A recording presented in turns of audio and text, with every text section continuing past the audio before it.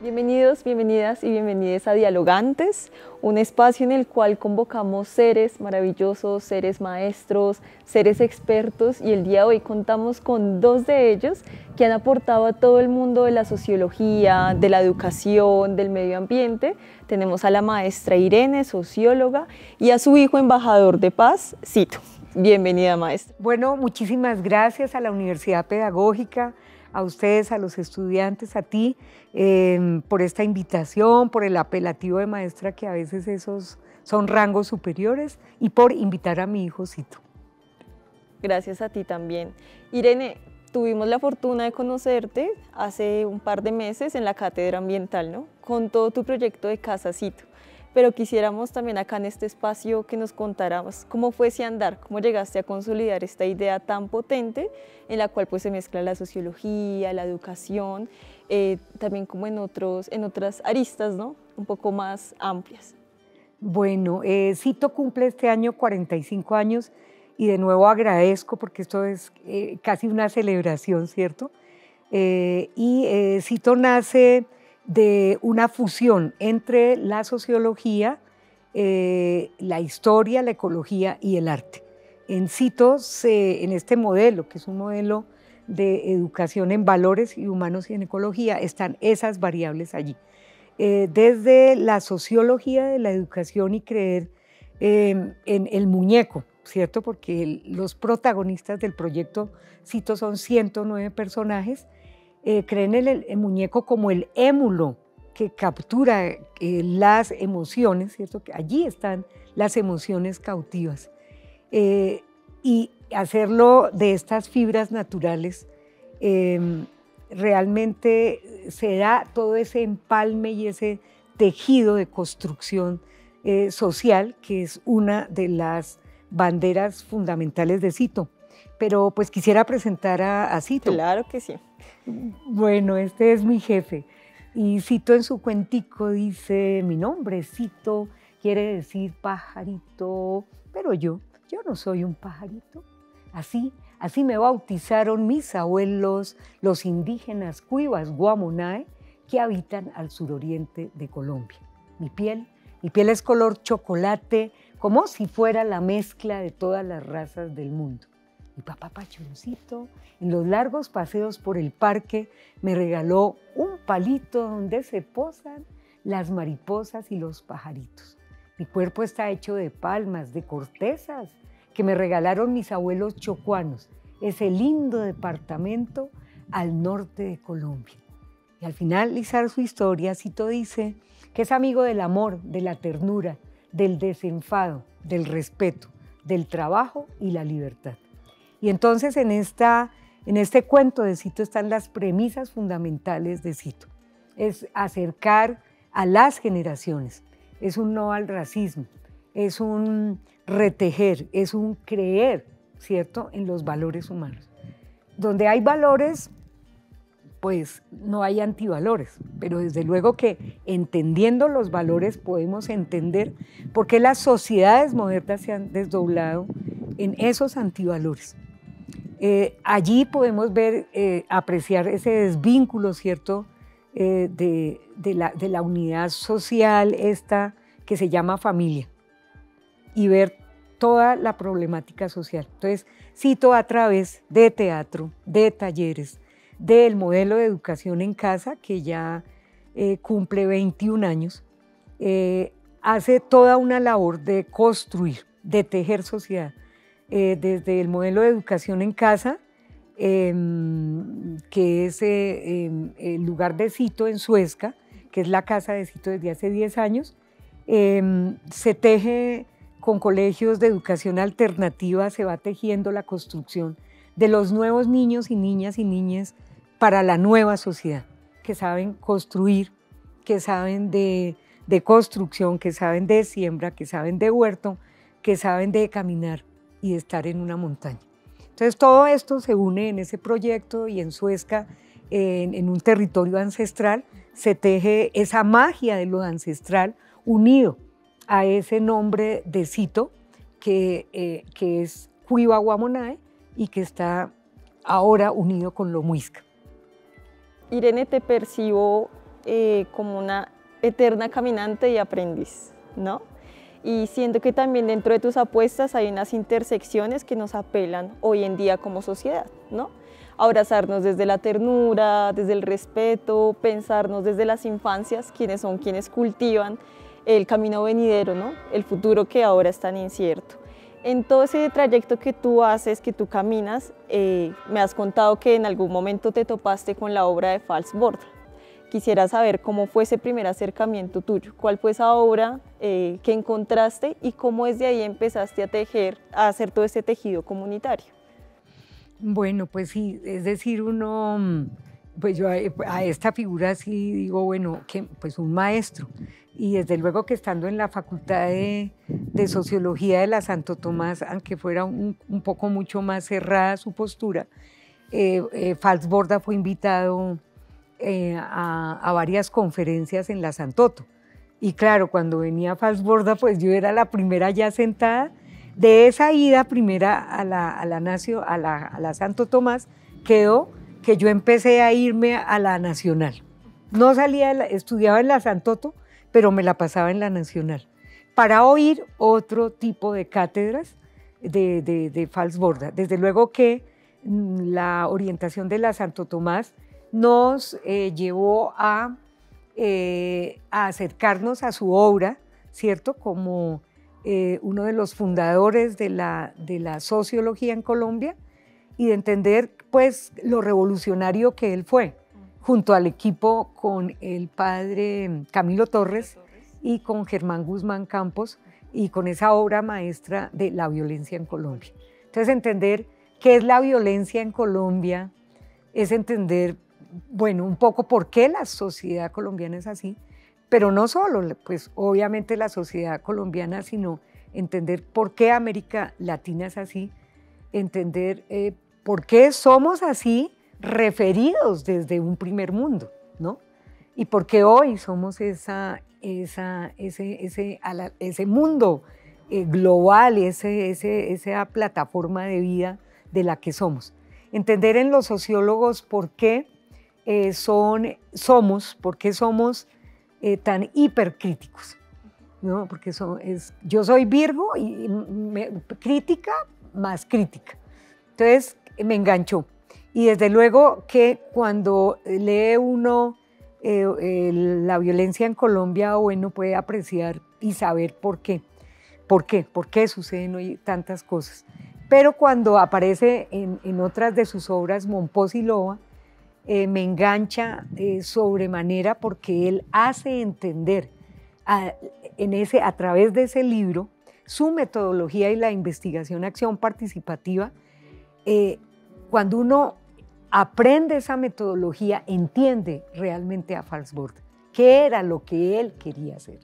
Entonces, y en un contexto como el de Monpós, ¿no?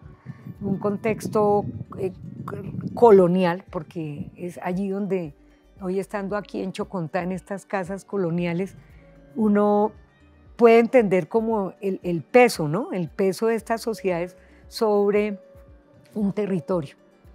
Y no solamente por un proceso histórico anterior se puede entender la represión y por qué se da ese grado de violencia tan grande.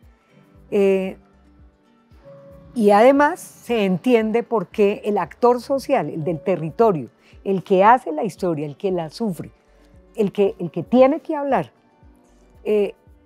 entiende uno por qué Falsborda hace hablar en su libro, en su metodología, a ese agente social, a ese actor social.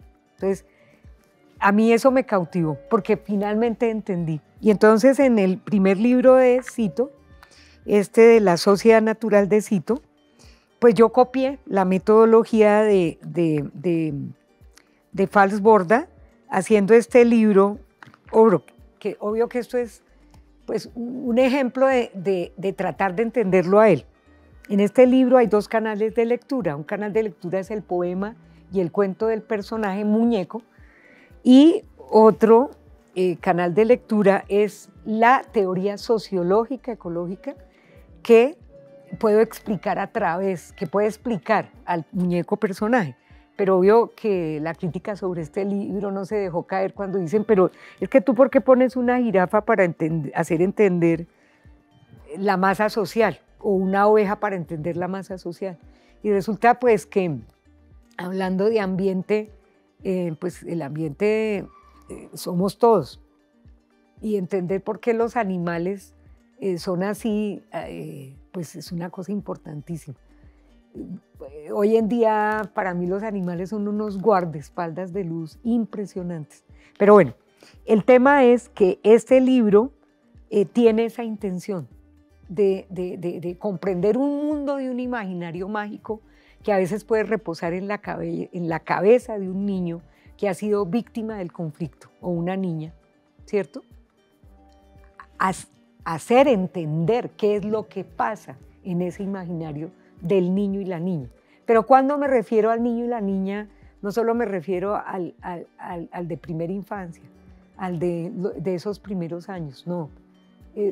Para mí el niño reposa en ti.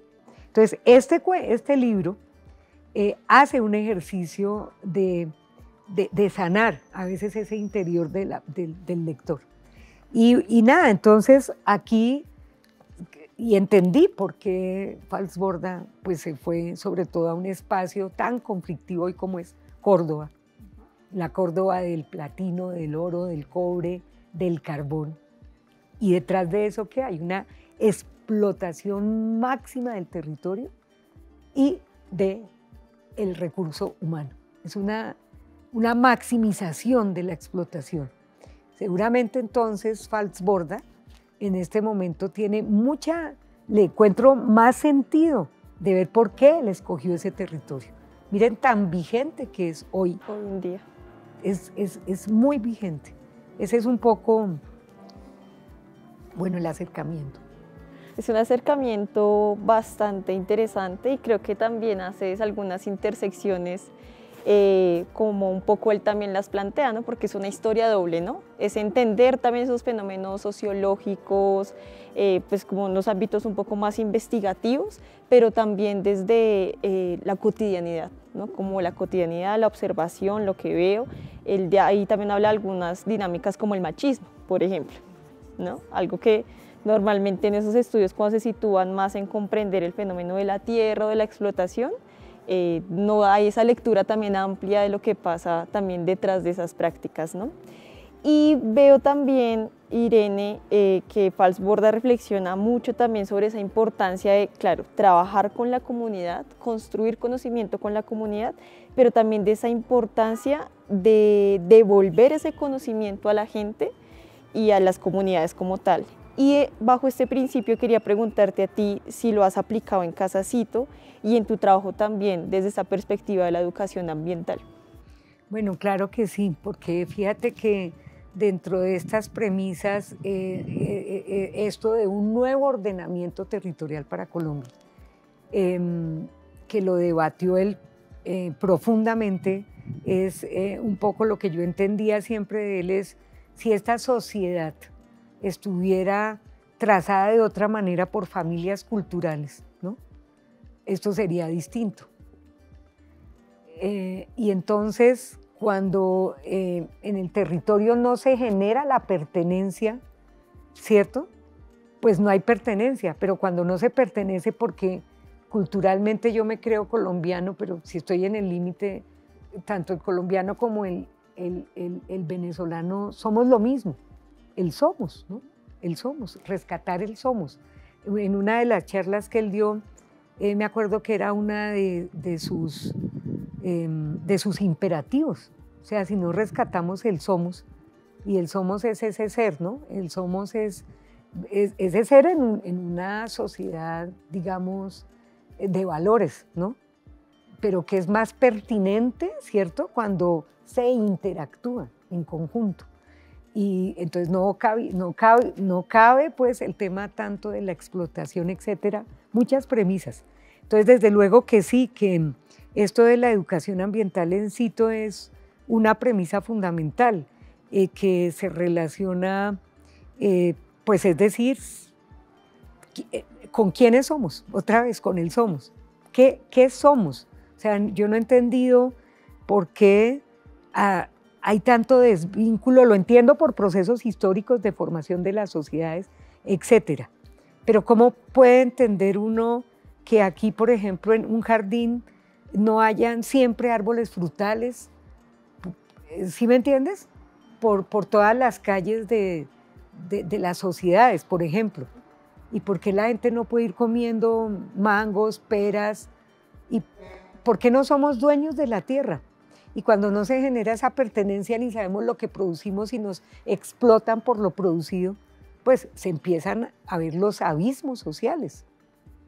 Entonces, Cito es un hilador de sociedad todo el tiempo. Y fíjense que bueno, hoy la sociedad, cuando yo veo a los jóvenes con sí, y uno dice, están los jóvenes que los amo profundamente, se están acercando a encontrar a eso, a lo que pertenecen, en todo, cuando tienen el pantalón roto. Bueno, yo siempre, a veces, siempre le quito el ruedo a todo porque no lo soporto, no entiendo los marcos tantos así, en fin.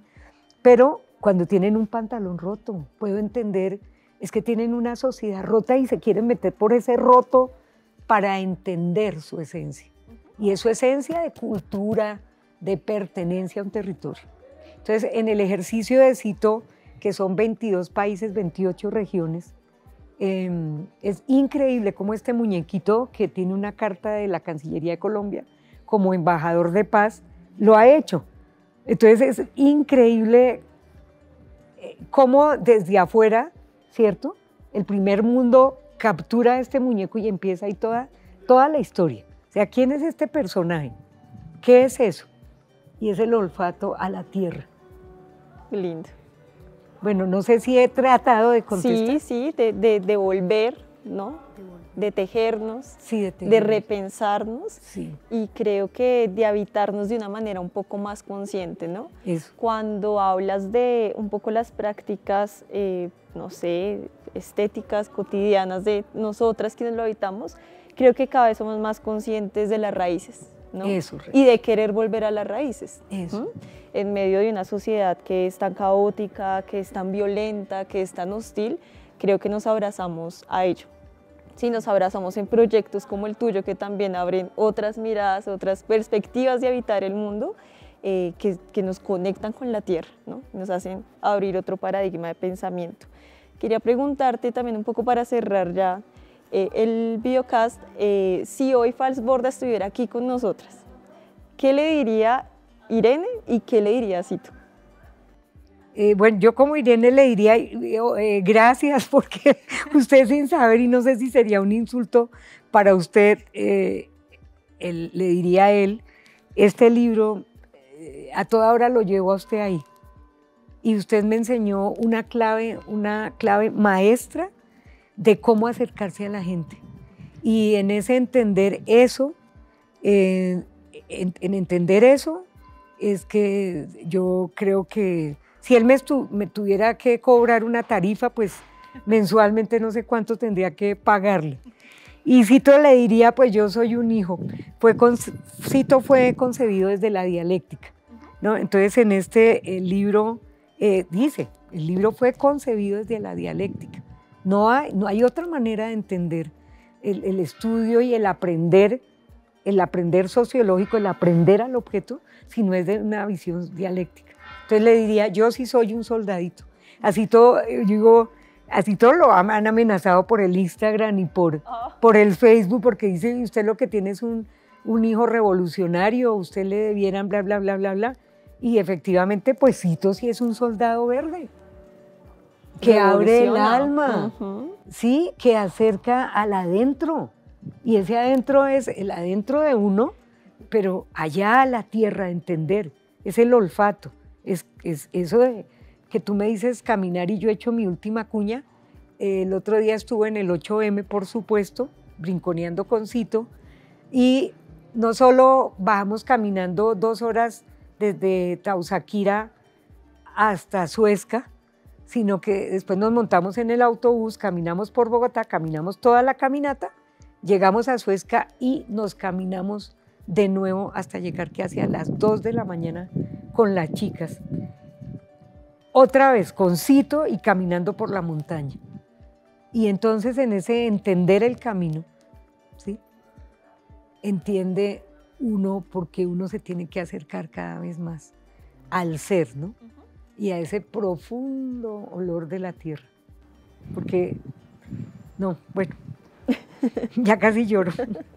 Irene, gracias por tu generosidad, gracias también por compartir estas reflexiones y creo que me llevo, y espero que también las personas que vean este contenido, el también disfrutar del camino, ¿no? Hay una frase muy icónica que es, caminante no hay camino, se hace camino al andar, ¿no? Este proyecto también marca un hito, creo que también detrás de cámara conversábamos de, y tú lo decías, no solo acá en Colombia, sino se ha expandido a otros países de Latinoamérica, a otros países del norte, del sur global, llevando un mensaje que potencia también eso que dices, como la defensa de la vida, volver a las raíces y el ser. Sí, ahí en esto les doy nuevamente las gracias a ustedes jóvenes porque han hecho entender, yo cuando voy a las marchas, digo, bueno, no me equivoqué porque pues bueno, mucha crítica, mucha cosa por el camino, y digo, no, Cito no está equivocado. Y entonces agradezco y me quiero despedir con un poema que me dejó mi papá hablando del camino. El tiempo es un caminante y sobre el tiempo hay caminos. Camina tú sobre el tiempo. Andar, navegar, surcar es la ley del caminar. Tu camino está iniciado, caminante de altas metas, no conturben los quebrantos ni los pasos pasajeros. Va camino de caminos, va horizontes sin confines, va sembrando hacia lo eterno. Mi papá Ismael. Muchas gracias. Muchas gracias. Gracias.